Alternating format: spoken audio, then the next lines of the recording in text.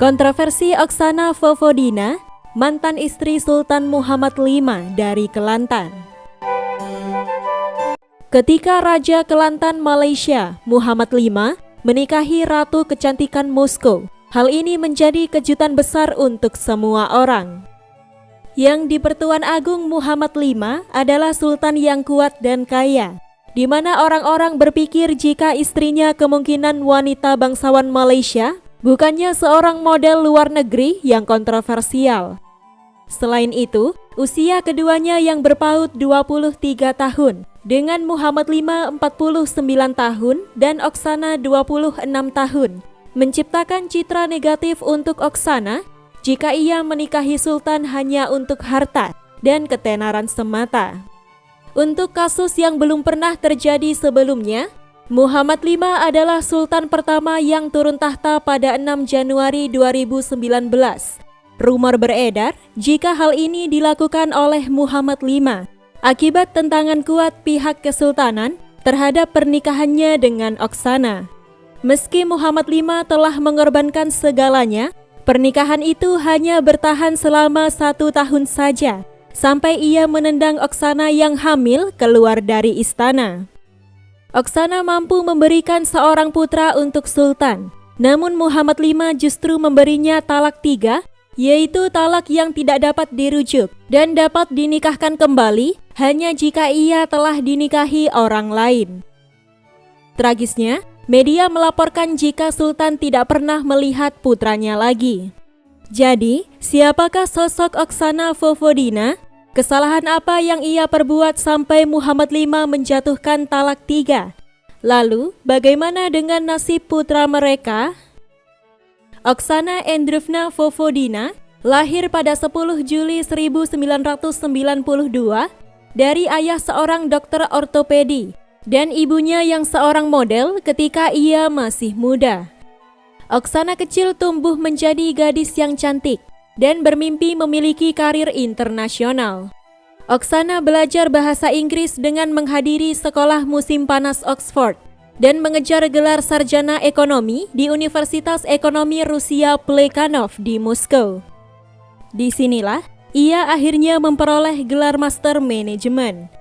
Oksana berpartisipasi dalam pemilihan Miss Moskow dan memenangkan gelar Ratu Kecantikan Rusia pada tahun 2015. Oksana yang ambisius belum puas sampai di sini, di mana ia kemudian mengejar karir sebagai desainer terkenal.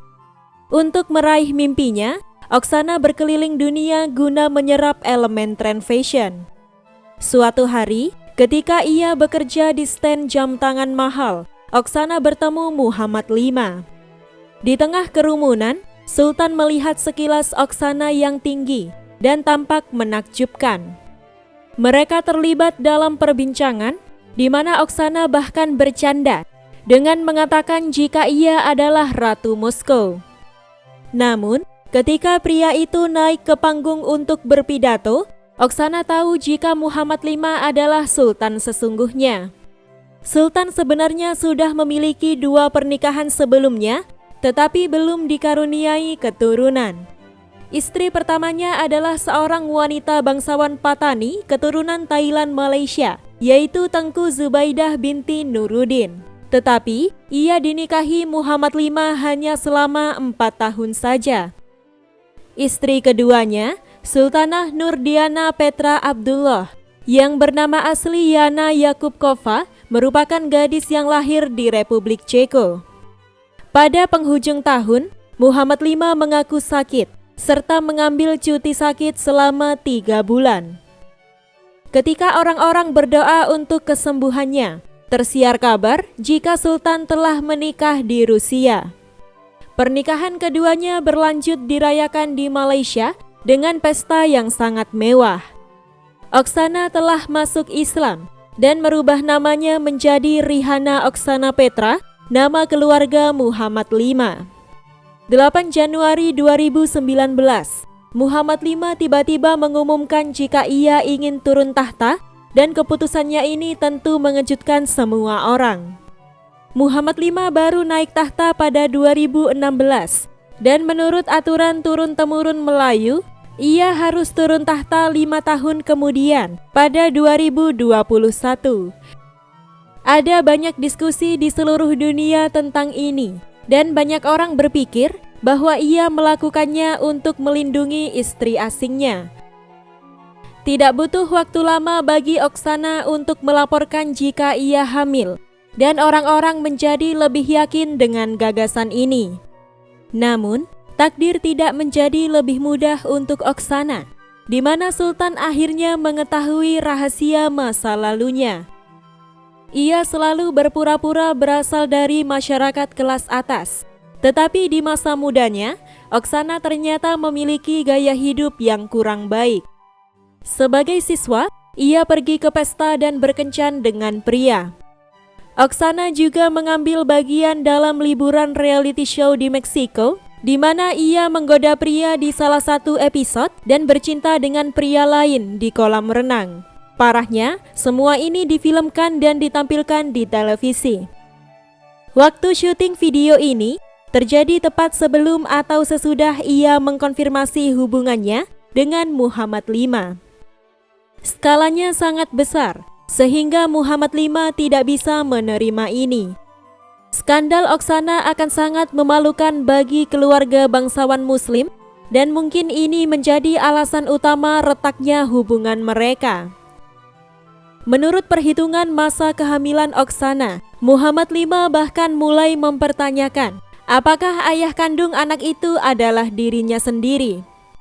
Pada bulan Mei, Oksana melahirkan seorang putra di Rusia, serta memposting di platform sosial media bahwa putranya Ismail Leon adalah raja masa depan Malaysia. Keluarga kesultanan tidak dapat membiarkan Oksana menekan Muhammad V dan meyakinkannya untuk tidak mengakui anak itu serta mengajukan cerai pada Oksana. Ibu muda itu tampak frustasi, di mana ia tidak bisa mengerti mengapa suaminya meninggalkannya dan putranya. Untuk meyakinkan publik jika bayi itu memang putra kandung Muhammad V, Oksana terus memposting foto putranya di internet dan membandingkan kesamaan antara ayah dan putranya. Namun, seluruh tindakannya ini tidak mampu menahan Muhammad V, di mana Sultan ingin segera bercerai dan Oksana harus pergi. 22 Juni 2019, keduanya menjalani prosedur perceraian di Singapura dan memperoleh persetujuan dari Pengadilan Islam pada 1 Juli, di mana Muhammad V memberi Oksana talak 3. Hanya 7 bulan setelah pernikahannya, dan Oksana tidak bisa menerima fakta jika ia telah diceraikan. Oksana terus memposting di platform sosial medianya yang mengutuk tindakan Muhammad V dan pemerintah Malaysia, namun ia tidak mendapatkan tanggapan. Dalam keputusasaan, Oksana akhirnya pindah dari Malaysia dan kembali ke Rusia. Namun ia tidak berhenti dan masih menyerang mantan suaminya di internet. Pada akhirnya, pejabat Malaysia yang tidak tahan dengan kelakuan Oksana mengeluarkan pernyataan yang menyatakan jika mereka berulang kali mengundang Oksana untuk membawa anak itu tes DNA ayah, tetapi Oksana menolak mereka. Selain kejanggalan penolakan tes DNA, Oksana juga mengajukan permohonan cerai yang sangat berlebihan. Ia meminta tempat tinggal di London senilai 8 juta pound sterling, villa Moskow senilai 1,2 juta pound sterling, dan tunjangan bulanan sekitar 24.000 pound sterling untuk putranya. Belakangan ini, menurut teman-teman Oksana, meskipun Sultan memintanya untuk keluar dari Malaysia, nyatanya Muhammad V telah membayar tunjangan untuk Oksana dan putranya. Sejauh ini, alasan spesifik perceraian antara keduanya tidak diketahui, meski rumor perzinahan Oksana adalah alasan terkuat. Selain itu, Oksana mulai mendapat ancaman dari seseorang rombongan Sultan, sampai ia harus membawa senjata untuk keselamatannya sendiri. Pada akhir tahun lalu, Oksana mengungkapkan jika ia akan memulai hidup baru dengan menjual cincin kawinnya.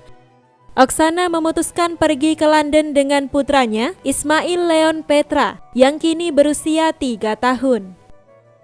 Oksana adalah seorang ibu tunggal dan ia mendapat pekerjaan di sebuah perusahaan real estate sebagai seorang penasehat investasi. Jika kalian melihat foto-fotonya di Instagram, kalian akan tahu jika ia memiliki kehidupan yang glamor.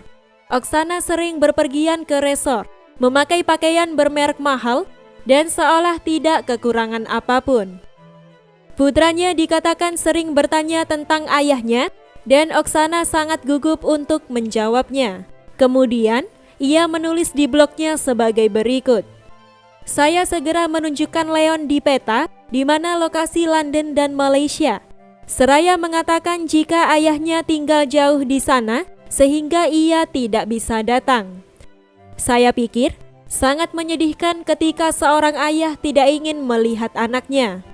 Cerita ini instruktif untuk semua gadis, karena bahkan jika Anda adalah istri seorang raja, dalam satu kejap Anda bisa kehilangan segalanya. Karenanya, sangat penting untuk memiliki pendidikan dan pekerjaan, karena kita hanya mengandalkan diri sendiri.